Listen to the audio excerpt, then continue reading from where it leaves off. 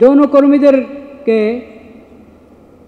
তাদেরকে স্বাভাবিক জীবনযাপন করতে পারে সেজন্য সবার দৃষ্টিভঙ্গি পরিবর্তন করতে হবে।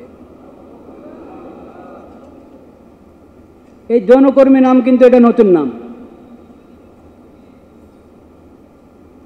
পুরানো মানুষরা বলেন, এটাকে আগে শুনতেন আপনারা, পত্রপত্রিকায় এই শব্দ দেখতেন, যৌনকর্মী, এটা নতুন নাম। জিনা এটাকে নাম দিয়েছে যৌনকর্ম, জিনাকে নাম দিয়েছে কি? যৌনকর্ম। পতিতালয়কে নাম দিয়েছে যৌনপল্লী। তো একটা তারা বলে পরিসংখ্যান নাকি চালিয়েছে জামালপুর কোন জায়গায়, ওখানে অনেকেই এই আল্লাহর লানত, আল্লাহর গজবের এই অশ্লীল কাজে জড়িত। এখন তাদের প্রতি দয়া কি হবে? তাদের প্রতি দয়া হলো তাদেরকে স্বাভাবিক সমাজে ফিরে আনো, নাকি স্বাভাবিক সমাজে ফিরে আনো।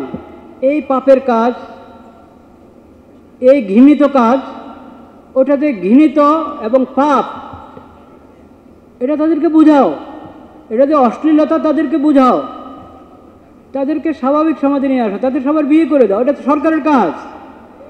সবাইকে বিয়ে দিয়ে দাও, মেয়েদেরকে সবাইকে বিয়ে দিয়ে দাও, তাদের বিয়ের ব্যবস্থা করে দাও, তাদের ঘর বাড়ি নিতে ঘর বাড়ির ব্যবস্থা করো।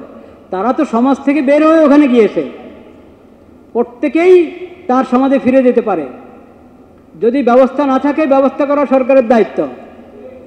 কিন্তু এরা, এই বুদ্ধিজীবীরা সরকারকে পরামর্শ দিচ্ছে, জনগণকে পরামর্শ দিচ্ছে, তোমরা তাদের এই অশ্লীলতাকে মেনে নাও।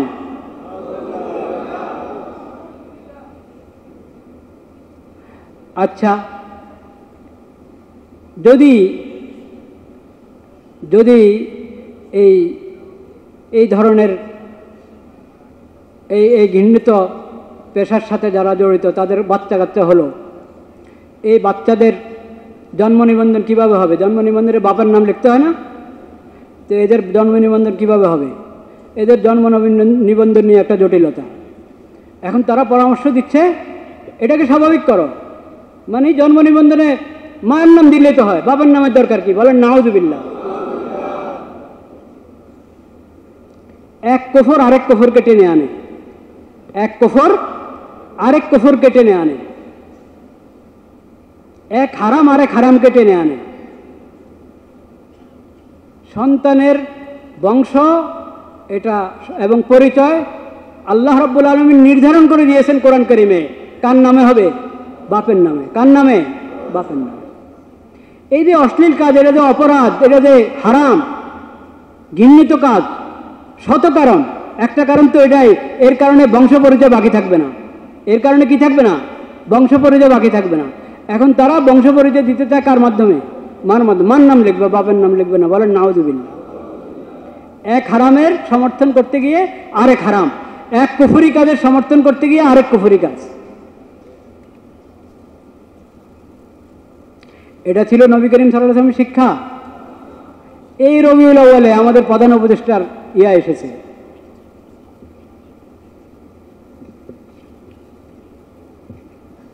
বাণী এসেছে নবীদের সিরাত সম্পর্কে, বিভিন্ন পত্রিকায় এসেছে। সেপ্টেম্বরের 6 তারিখ 2025, 6 সেপ্টেম্বর 2025 বিভিন্ন পত্রিকা আপনারা দেখেন, এই ওনার এই বাণী পাবেন। তো রবিউল আউয়ালে এই বাণী দেওয়া হলো, আর সেই রবিউল আউয়ালকে কলুষিত করা হচ্ছে, অপবিত্র করা হচ্ছে এই ধরনের কুফরি এবং হারাম চিন্তা চেতনা, হারাম এবং কুফরি কার্যক্রম দিয়ে। এটা কি দেশের প্রতি বিচার হলো না অবিচার? সরকারের প্রতি বিচার হলো না অবিচার?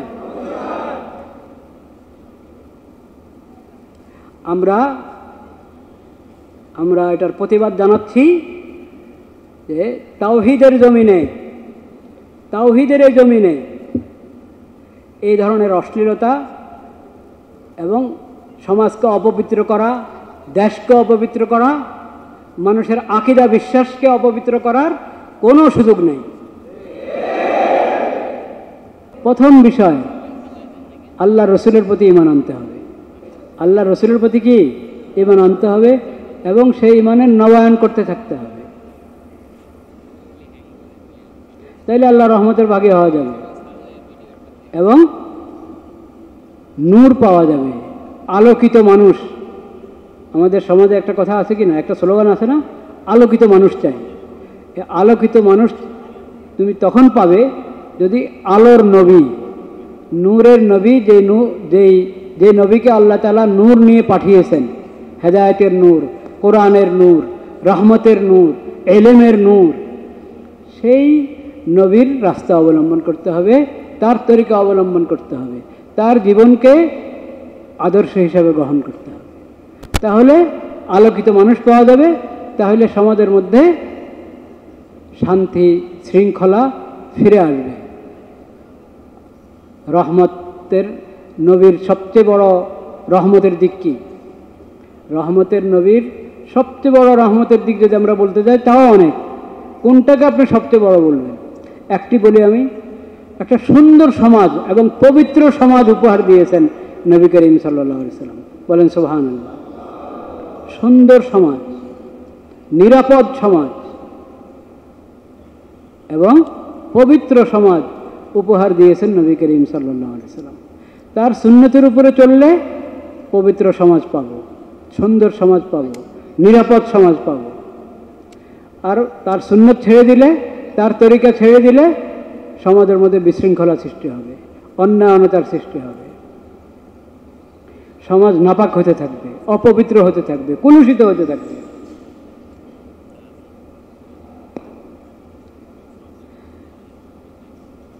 সূরা আলে ইমরানের মধ্যে আল্লাহ তাআলা বলেছেন, ওয়া আতিউল্লাহ ওয়ার রাসূল লাআল্লাকুম তুরহামুন। আল্লাহর আনুগত্য করো, আল্লাহর রাসূলের আনুগত্য করো, তাহলে তোমরা রহমত পাবে। আল্লাহর আনুগত্য, আল্লাহর রাসূলের আনুগত্য, তাহলে কি পাবো আমরা?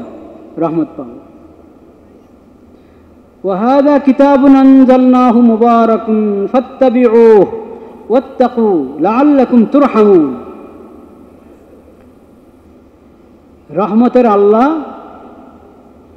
রহমতের নবী পাঠিয়েছেন, আখিরি নবীকে, তার প্রতি রহমতের কিতাব কোরআন কারীম আল্লাহ তাআলা অবতীর্ণ করেছেন। আল্লাহ বলছেন, এই বরকতপূর্ণ কিতাব আমি অবতীর্ণ করলাম, এই কিতাবের যে বিধিবিধান, এই কিতাবের যত হেদায়েত, এগুলোর তোমরা অনুসরণ করো, তাকওয়ার জিন্দেগি অবলম্বন করো, লাআল্লাকুম তুরহামুন, তাইলে তোমরা রহমত পাবে।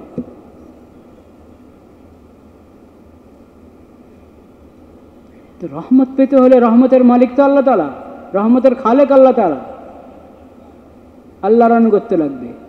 আর যাকে রহমত পাওয়ার সূত্র বানিয়েছেন, মাধ্যম বানিয়েছেন আল্লাহ তাআলা রাহমাতুল লিল আলামিন সাল্লাল্লাহু আলাইহি ওয়াসাল্লাম, তার আনুগত্য লাগবে। আর রহমতের যত হেদায়েত, রহমতের যত বিধিবিধান, যে কিতাব, যে কোরআনের মাধ্যমে আল্লাহ তাআলা দিয়েছেন, সেই কোরআনের বিধিবিধান এবং হেদায়েতের অনুসরণ করতে হবে, তাইলে রহমত পাওয়া যাবে। ইন্না রাহমাতাল্লাহি করিবুম মিনাল মুহসিনিন, সূরাতুল আরাফের মধ্যে, ইন্না রাহমাতাল্লাহি করিবুম মিনাল মুহসিনিন, আল্লাহর রহমত অতি নিকটে। কাদের? যাদের মধ্যে ইহসান আছে, যারা দয়াবান এবং যারা সৎ কাজ করে, আল্লাহর মাখলুকের সাথে সদাচরণ করে, এরা হলো মুহসিন। নেক কাজ করে, সৎ কাজ করে এবং আল্লাহর মাখলুকের সঙ্গে সদ্ব্যবহার করে, আল্লাহর মাখলুকের প্রতি দয়া করে। এই মুহসিন যারা, মুহসিনরা আল্লাহর রহমত পাবে, আল্লাহর রহমত তাদের নিকটে। কুল ইন্নামা আত্তাবিউ মা ইউহা ইলাইয়া মির রাব্বি হাযা বাসাইরু মির রাব্বিকুম ওয়া হুদান ওয়া রাহমাতুল লিকাওমিন ইউমিনুন। আল্লাহ তাআলা কোরআন কারীমের মাধ্যমে যে শরীয়ত দিয়েছেন, সেই শরীয়তের মধ্যে রয়েছে হেদায়েত এবং রহমত।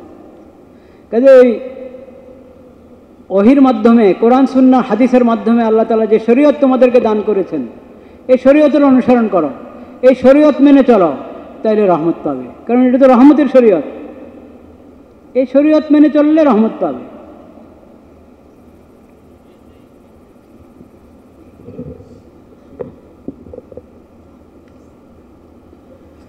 فأما الذين آمنوا بالله واعتصموا به فسيدخلهم في رحمة منه وفضل ويهديهم إليه صراطا مستقيما سورة النساء মধ্যে فأما الذين آمنوا بالله واعتصموا به فسيدخلهم في رحمة منه আল্লাহর প্রতি ঈমান আনো আর আল্লাহর দেওয়া কোরআন করিমকে মজবুত করে ধরো, কোরআনের বিধিবিধান, কোরআনের হেদায়েত মজবুত করে ধরো, তাইলে আল্লাহর রহমতে তুমি প্রবেশ করবে। দুনিয়াতেও আল্লাহর রহমত পাবে, আখিরাতেও আল্লাহর রহমত পাবে। সিরাতে মুস্তাকিমের উপরে চলা আল্লাহ তাআলা তোমার জন্য সহজ করে দিবেন। সিরাতে মুস্তাকিমের উপর আল্লাহ তোমাকে পরিচালিত করবেন। যে সিরাতে মুস্তাকিম নিয়ে পাঠিয়েছেন আল্লাহ তাআলা কাকে? যে সিরাতে মুস্তাকিম দিয়ে পাঠিয়েছেন আল্লাহ তাআলা রাহমাতুল লিল আলামিন সাল্লাল্লাহু আলাইহি ওয়াসাল্লামকে। ওয়া আকিমুস সালাতা ওয়া আতুজ যাকাতা ওয়া আতিউর রাসূলা লাআল্লাকুম তুরহামুন। ওয়া মিনাল আ'রাবি মান ইউমিনু বিল্লাহি ওয়াল ইয়াউমিল আখির ওয়া ইয়াত্তাখিযু মা ইউনফিকু কুরবাতিন ইনদাল্লাহ ওয়া সালাওয়াতির রাসূল আলা ইন্নাহা কুরবাতুল লাহুম সাইয়ুদখিলুহুমুল্লাহু ফি রাহমাতিহি ইন্নাল্লাহা গফুরুর রহিম। আল্লাহর রহমত পাওয়ার আরেক আমল, আল্লাহর রহমত পাওয়ার আরেক আমল, আল্লাহর রাস্তায় খরচ করো। আল্লাহর রাস্তায় খরচ করাকে বোঝা মনে করে খরচ করবা না। আল্লাহর রাস্তায় খরচ করবা খুশি খুশি, স্বতঃস্ফূর্তভাবে মন থেকে খরচ করবে, আল্লাহর নৈকট্য অর্জনের জন্য খরচ করবে।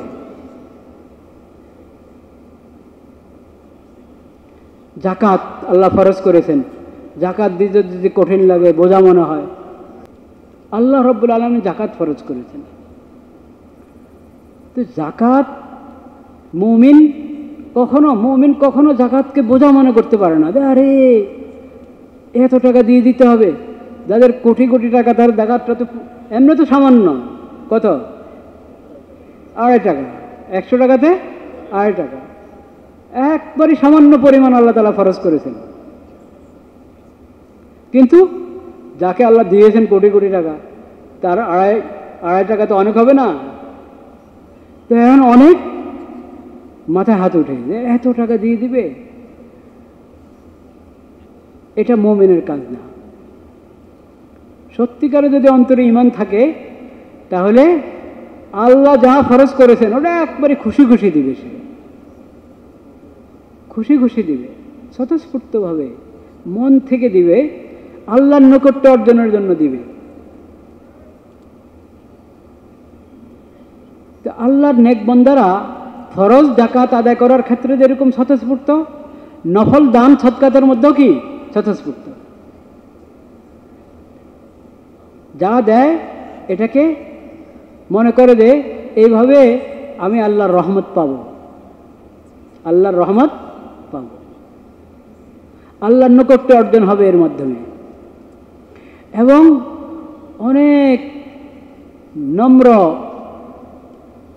অনেক নম্রতার সাথে, বিনয়ের সাথে যাকাত পেশ করে।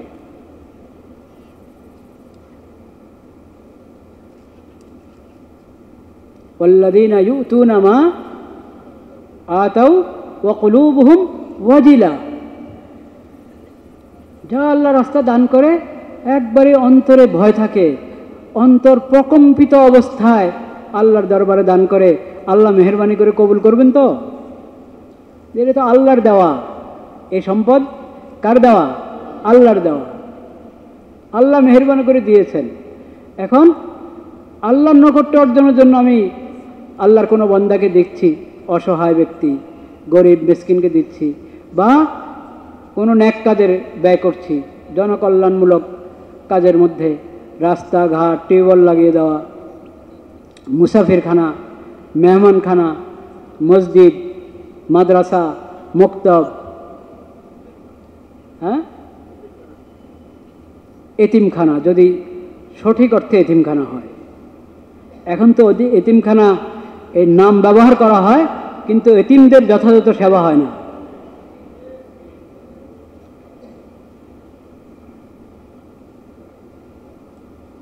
আর এতিমখানার নামে কেন এতিমখানা করতে হবে? এতিমখানার নামে এতিমখানা করা তো দরকার না। এতিমদেরকে প্রত্যেকে নিজে জিম্মাদারিতে নিয়ে নেবেন। প্রত্যেকে যদি এতিমদেরকে জিম্মাদারিতে নিয়ে নেয় যথেষ্ট। তাদের পড়াশোনা যেখানে হয় আপনি খোঁজ নেন, আপনি নিজে খোঁজ নিয়ে শরিক হন, তাদের ব্যয় বহন করেন, তাদের খরচ আপনি বহন করেন। এতিমখানার নাম দিতে হবে না। নাম দেওয়াদের দোষ তা বলছি না, নাম দেওয়া আপত্তি না, নাম দেওয়া যেতে পারে, কিন্তু আসল তো হলো তাদের সেবা, তাদের যত্ন নেওয়া, তাদের তালিম এবং তরবিয়ত, তাদেরকে আল্লাহর নেক বান্দা হিসেবে গড়ে তোলা, আদর্শ মানুষ হিসেবে গড়ে তোলা।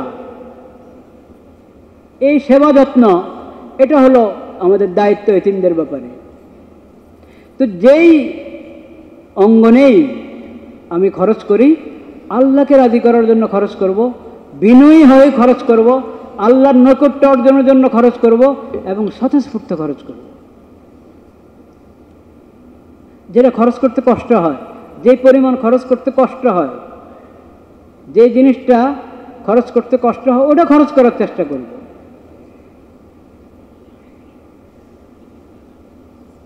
তো আল্লাহ রাব্বুল আলামিন সূরাতুত তাওবার আয়াতের মধ্যে বলছেন, আলা ইন্নাহা কুরবাতুল লাহুম, আল্লাহর রাস্তায় খরচ করা এটা তো অবশ্যই তাদের জন্য নৈকট্যের রাস্তা। তাদের নৈকট্যের জন্য খরচ করছে, নৈকট্য পাবে, আল্লাহর নৈকট্য অর্জন করতে পারবে, নিশ্চিতভাবে পারবে। সাইয়ুদখিলুহুমুল্লাহু ফি রাহমাতিহি, শুধু তা না, আল্লাহ তাআলা নিজ রহমতে তাদেরকে প্রবেশ করে দিবেন, নিজের রহমতের মধ্যে তাদেরকে জায়গা দিবেন। وَأَقِيمُوا الصَّلَاةَ وَآتُوا الزَّكَاةَ وَأَطِيعُوا الرَّسُولَ لَعَلَّكُمْ تُرْحَمُونَ। সালাত কায়েম করো, যাকাত আদায় করো, রাসূলের আনুগত্য করো, তাহলে রহমত পাবে। وَإِذَا قِيلَ لَهُمُ اتَّقُوا مَا بَيْنَ أَيْدِيكُمْ وَمَا خَلْفَكُمْ لَعَلَّكُمْ تُرْحَمُونَ।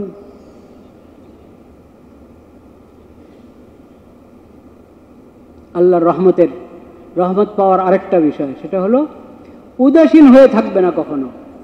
ফিকির করো, ভাবো, সামনের জিন্দেগি নিয়ে ভাবো। এই যে আর কয়দিন, এরপরে তো মওত আসছে, কবরের পরে হাসর, কি হালাত হবে তখন আমার? পিছনে কি করে এসেছি, আল্লাহর কত নাফরমানি করেছি, কত গুনাহ করেছি, কোন সময় আমরা আল্লাহ পাকড়াও করেন।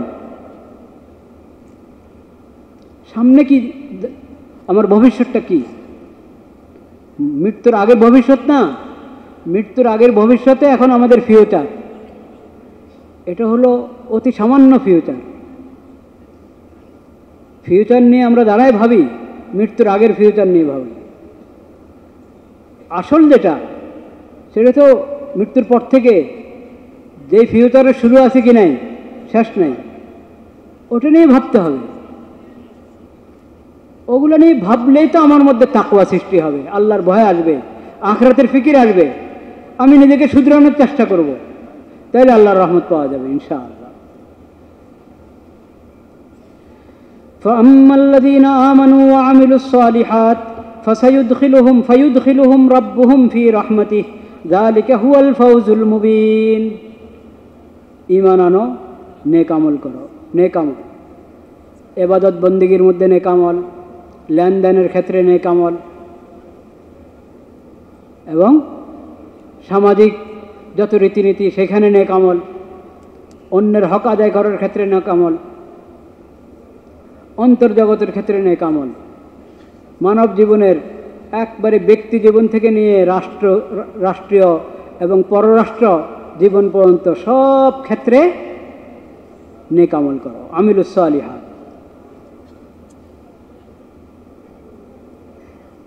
যদি তা করো, ফায়ুদখিলুহুম রাব্বুহুম ফি রাহমাতি, তোমাদের রব তোমাদেরকে নিজ রহমতে ঢেকে নেবেন। আল্লাহর রহমতে আল্লাহ তোমাদেরকে প্রবেশ করিয়ে দেবেন। যালিকা হুয়াল ফাউজুল মুবিন, এটাই হলো স্পষ্ট সফলতা। সূরাতুল আরাফের মধ্যে আল্লাহ বলেছেন, ওয়াইদা কুরিআল কুরআন ফাসতামিউ লাহু ওয়া আনসিতু লাআল্লাকুম তুরহামুন। ওয়াইদা কুরিআল কুরআন ফাসতামিউ লাহু ওয়া আনসিতু লাআল্লাকুম তুরহামুন। যখন কোরআন পড়া হয়, কোরআনের তিলাওয়াত হয়, তো খেয়াল করে শোনো, কান লাগিয়ে শোনো, খামোশ হয়ে নীরব হয়ে শোনো কোরআনে কি বার্তা তোমার প্রতি, কোরআন তোমাকে কি বলছে, এই কোরআন আল্লাহ রাব্বুল আলামিন আমাকে কি বার্তা দিয়েছেন, কি বলেছেন আমার রব আমাকে, এটা খেয়াল করে শোনো। শুনলেই তো বোঝার চেষ্টা করলে, খেয়াল করলে, তারপরে তো হবে আমল। লাআল্লাকুম তুরহামুন, এর মাধ্যমে তোমরা রহমতের ভাগী হবে, রহমত পাবে। কোরআনের যখন আমি খেয়াল করে শুনব, বোঝার চেষ্টা করব, তাহলে আমলের আগ্রহ হবে, আমল করব, নেক আমলের মাধ্যমে আল্লাহর রহমত আসবে। কোরআন শোনাটাই একটা বড় ইবাদত, বহুত বড় নেক আমল, আর এর মাধ্যমে বান্দা আল্লাহর রহমত পেতে থাকে। কোরআন শোনার মজলিসে আমি আছি, খেয়াল করে কোরআন শুনছি, এর মানে আল্লাহর রহমতে আমি ডুবে আছি।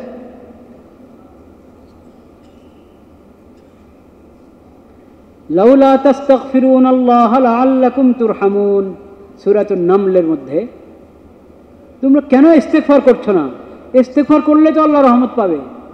আস্তাগফিরুল্লাহাল্লাযী লা ইলাহা ইল্লা হুয়াল হাইয়ুল কাইয়্যুম ওয়া আতুবু ইলাইহি। আস্তাগফিরুল্লাহাল্লাযী লা ইলাহা ইল্লা হুয়াল হাইয়ুল কাইয়্যুম ওয়া আতুবু ইলাইহি। ইস্তেগফারের মাধ্যমে আল্লাহর রহমত পাওয়া যায়।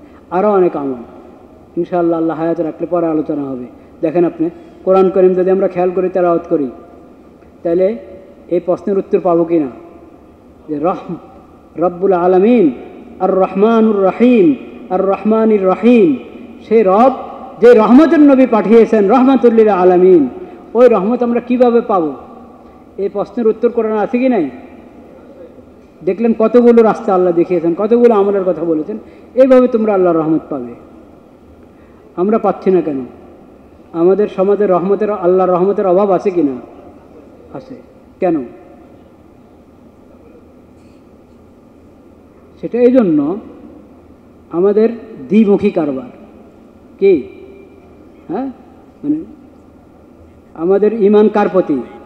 আল্লাহর প্রতি, আল্লাহর রসুলের প্রতি, আল্লাহর কোরআনের প্রতি, ঠিক কিনা? কোরআনের প্রতি আমাদের ঈমান আছে না? আল্লাহর রসুলের প্রতি ঈমান, আল্লাহর প্রতি ঈমান।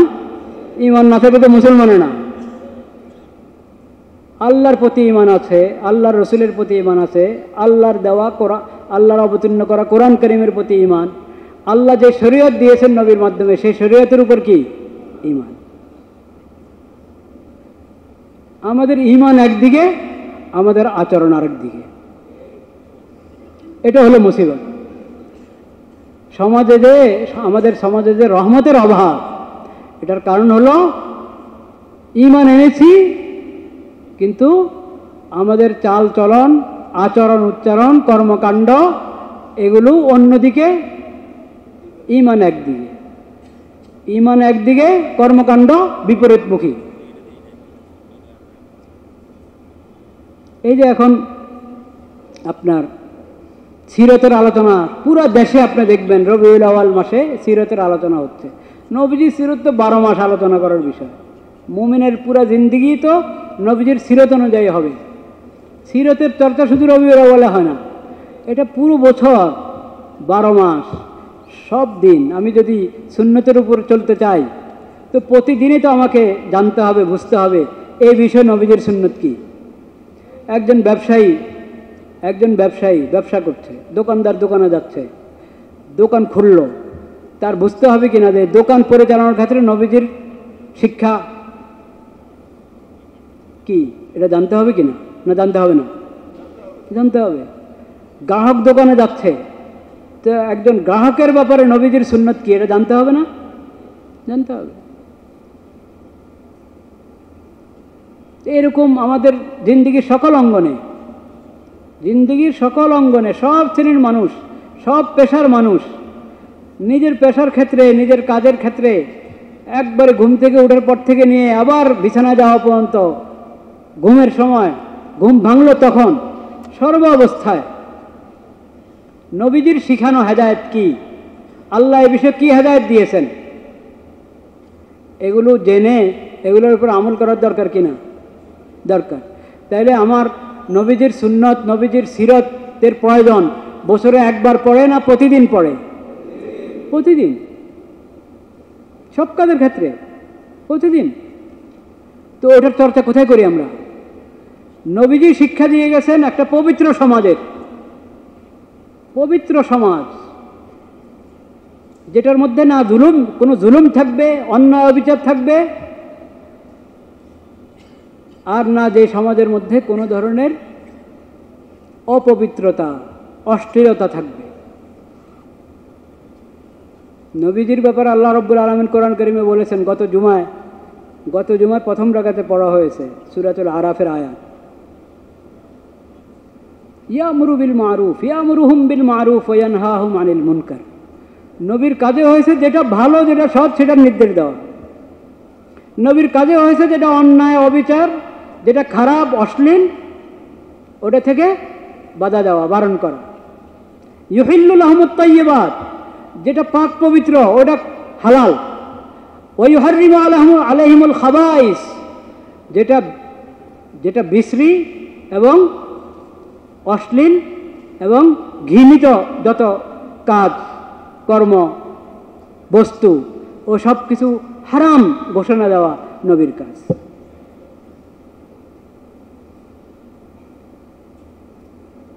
এখন এই রবিউল আউয়াল মাসে সমাজে কি হচ্ছে? এই ঢাকাতে এই রবিউল আউয়াল মাসে, যেখানে সিরত চর্চা হয়, সবাই খালি নবীজির সিরতের কথা বলে। যে নবীজি পবিত্র সিরত, পবিত্র সমাজের উপহার দিয়ে গিয়েছেন, সেই সমাজ, কলুষিত সমাজকে পবিত্র করা তো দূরের কথা নবীজির সিরতের আলোকে, উল্টা কলুষিত সমাজকে আরো কলুষিত করা হচ্ছে। এক অফিসে, এক পত্রিকার অফিসে, এক দৈনিকের অফিসে গোলটেবিল হয়েছে। কি? ওখানের বিষয়বস্তু হলো, আল্লাহ তুমি ক্ষমা করে দাও। ওখানের বিষয়বস্তু হলো যৌনকর্মীদেরকে, তাদেরকে স্বাভাবিক জীবনযাপন করতে পারে সেজন্য সবার দৃষ্টিভঙ্গি পরিবর্তন করতে হবে। এই যৌনকর্মী নাম কিন্তু এটা নতুন নাম। পুরানো মানুষরা বলেন, এটাকে আগে শুনতেন আপনারা, পত্রপত্রিকা এই শব্দ দেখতেন, যৌনকর্মী, এটা নতুন নাম। জিনা এটাকে নাম দিয়েছে যৌনকর্ম, জিনাকে নাম দিয়েছে কি? যৌনকর্ম। পতিতালয়কে নাম দিয়েছে যৌনপল্লী। তো একটা তারা বলে পরিসংখ্যান নাকি চালিয়েছে জামালপুর কোন জায়গায়, ওখানে অনেকেই এই আল্লাহর লানত, আল্লাহর গজবের এই অশ্লীল কাজে জড়িত। এখন তাদের প্রতি দয়া কি হবে? তাদের প্রতি দয়া হলো তাদেরকে স্বাভাবিক সমাজে ফিরে আনো, নাকি স্বাভাবিক সমাজে ফিরে আনো। এই পাপের কাজ, এই ঘৃণিত কাজ, ওটাতে ঘৃণিত এবং পাপ, এটা তাদেরকে বুঝাও, এটাতে অশ্লীলতা তাদেরকে বুঝাও, তাদেরকে স্বাভাবিক সমাজে নিয়ে আসো, তাদের সবার বিয়ে করে দাও। এটা তো সরকারের কাজ, সবাইকে বিয়ে দিয়ে দাও, ওই মেয়েদেরকে সবাইকে বিয়ে দিয়ে দাও, তাদের বিয়ের ব্যবস্থা করে দাও, তাদের ঘর বাড়ি নিতে ঘর বাড়ির ব্যবস্থা করো। তারা তো সমাজ থেকে বের হয়ে ওখানে গিয়েছে, প্রত্যেকেই তার সমাজে ফিরে যেতে পারে। যদি ব্যবস্থা না থাকে, ব্যবস্থা করা সরকারের দায়িত্ব।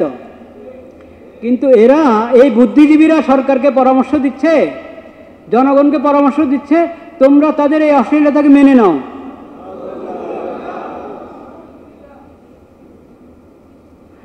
আচ্ছা, যদি যদি এই ধরনের এই ঘৃণিত পেশার সাথে যারা জড়িত, তাদের বাচ্চা কাচ্চা হলো, এই বাচ্চাদের জন্ম নিবন্ধন কীভাবে হবে? জন্ম নিবন্ধনে বাবার নাম লিখতে হয় না? তো এদের জন্ম নিবন্ধন কীভাবে হবে? এদের জন্ম নিবন্ধন নিয়ে একটা জটিলতা। এখন তারা পরামর্শ দিচ্ছে এটাকে স্বাভাবিক করো, মানে জন্ম নিবন্ধনে মায়ের নাম দিলেই তো হয়, বাবার নামের দরকার কি? বলেন নাউজুবিল্লাহ। এক কুফর আরেক কুফরকে টেনে আনে, এক কুফর আরেক কুফরকে টেনে আনে, এক হারাম আরেক হারামকে টেনে আনে। সন্তানের বংশ এটা এবং পরিচয় আল্লাহ রাব্বুল আলামিন নির্ধারণ করে দিয়েছেন কোরআন কারীমে। কার নামে হবে? বাপের নামে। কার নামে? বাপের নামে। এই যে অশ্লীল কাজ, এটা যে অপরাধ, এটা যে হারাম, ঘৃণিত কাজ, শত কারণ, একটা কারণ তো এটাই, এর কারণে বংশ পরিচয় বাকি থাকবে না। এর কারণে কি থাকবে না? বংশ পরিচয় বাকি থাকবে না। এখন তারা বংশ পরিচয় দিতে চায় কার মাধ্যমে? মার মাধ্যমে। মার নাম লিখবে, বাপের নাম লিখবে না। বলেন নাউজুবিল্লাহ। এক হারামের সমর্থন করতে গিয়ে আরেক হারাম, এক কুফরি কাজের সমর্থন করতে গিয়ে আরেক কুফরি কাজ। এটা ছিল নবী করিম সাল্লাল্লাহু আলাইহি ওয়াসাল্লামের শিক্ষা। এই রবিউল আউয়ালে আমাদের প্রধান উপদেষ্টার এসেছে,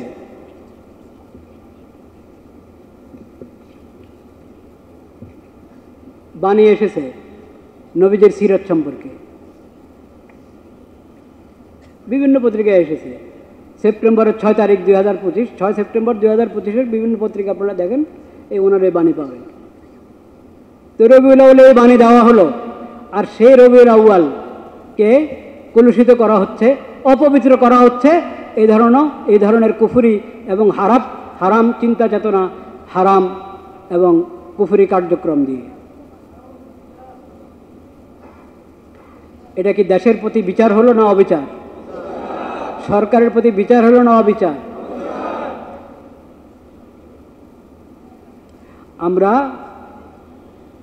আমরা এটার প্রতিবাদ জানাচ্ছি যে তাওহীদের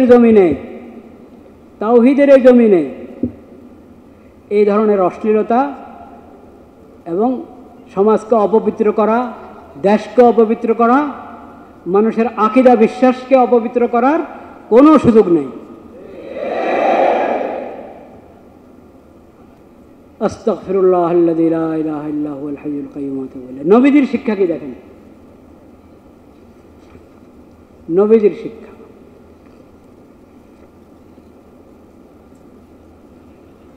আবু উমামা রাদিয়াল্লাহু তাআলা আনহু হাদিসটি বর্ণনা করেন, মুসনাদ আহমদ থেকে আমি পড়ছি, মুসনাদ আহমদের বর্ণনা,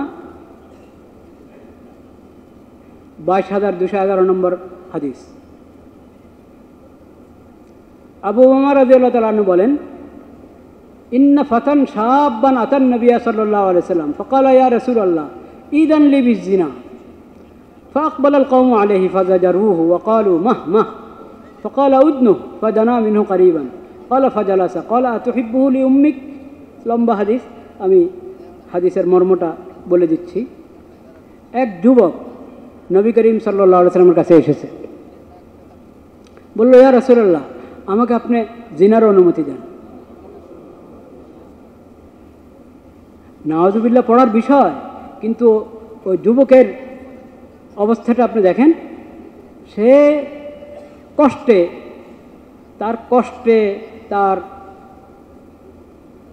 সে এখন ভাবছে, মনে করছে যে আমার তো কোনো বিয়ে করে নাই, এখনও স্ত্রী নাই, তার পেরেশানি। কিন্তু সে বুঝতে পারছে যে আমি তো ঈমানওয়ালা, আমার তো আল্লাহর প্রতি ঈমান আছে, আমি তো মুসলিম, আমার তো নবীর প্রতি ঈমান আছে, আমি এই হারাম কাজ কিভাবে করি? এটা তো হারাম, এটা তো আমি করতে পারি না। এই জন্য ঠিক আছে, আমি নবীজির কাছে গিয়ে বলি, আমার কথা অবস্থা তাকে পেশ করি, যদি উনি অনুমতি দেন তাহলে করলাম। ঈদ আনলি বিজিনা, আমাকে জিনার অনুমতি দেন। তার পেরেশান এসে বলল। এখন এই প্রশ্ন শুনেই তো আশপাশের লোকেরা পেরেশান না, যে কী বলে যে মা আরে চুপ কর, কী বলো? আস্তাগফিরুল্লাহ। হ্যাঁ, রাসূলুল্লাহকে কী বলতেছো তুমি? কিন্তু রহমতের নবী বলেন উদনুহ, রহমতের নবী তাকে বলেছেন তুমি কাছে আসো, তুমি কাছে আসো। সে কাছে আসলো, কাছে আসার পর নবী করিম সাল্লাল্লাহু আলাইহি ওয়াসাল্লাম তাকে বললেন, আতুহিব্বুল উম্মিক, আচ্ছা যে কাজটা তুমি করতে চাচ্ছ, তোমার মায়ের জন্য এই কাজটা পছন্দ করো তুমি? তোমার মার সঙ্গে কাউ এরকম এই অন্যায় কাজ করবে, এই অশ্লীল কাজ করবে, তুমি এটা এটা এটা পছন্দ করো, এটা চাও? বলে যে না না না না রাসূলুল্লাহ, কি বলেন, আল্লাহর কসম এটা তো হইতেই পারে না, কেমন কথা এটা? তো বললেন যে ওয়ালান নাসু ইউহিব্বুনাহু লিউম্মাহাতিহিম, তো মানুষরা তো কেউ তার মার জন্য এটা পছন্দ করবে না। অন্য তুমি যেরকম তোমার মার জন্য পছন্দ করছো না, কোনো সন্তান তার মার জন্য এটা পছন্দ করবে না যে সে এরকম কাজে জড়িত হবে।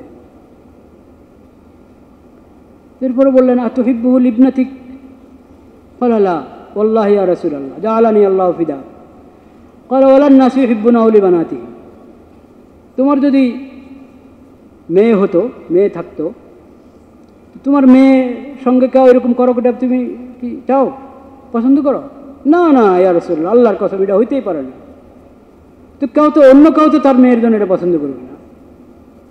এরপর আফাতুহিব্বুহু লিউখতিক, তোমার বোনের ব্যাপারে এটা চাও তুমি, তোমার বোনকে কেউ এরকম ইয়ে করো, অপমান করো? করে লা ওয়াল্লাহ, আল্লাহর কসম না না না, এটাও না, এটাও না। তো অন্যরা তো চাবে না যে তার বোনের সাথে এরকম করা হোক। এরপর বলেন আফাতুহিব্বুহু লিআম্মাতিক, তোমার ফুফুর সঙ্গে এরকম হোক, তুমি এটা চাও?